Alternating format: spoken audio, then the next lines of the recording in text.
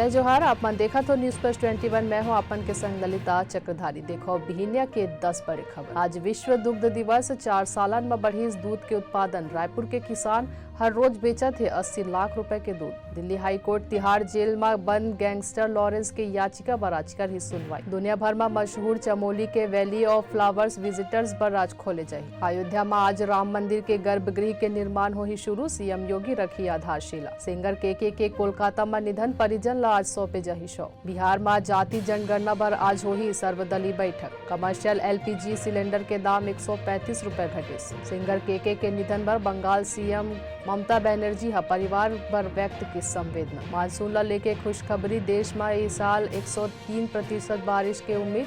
पंजाब हिमाचल संग 12 राज्य में जून में सामान्य ले ज्यादा बरसी पानी। बीजेपी अध्यक्ष जेपी नड्डा भोपाल में होए वाले कार्यकर्ता सम्मेलन में हो ही शामिल। ऐसे नहीं जानकारी ले लगातार अपडेट रहे बर देखत रहो न्यूज प्लस 21 आप मन के हक के बात।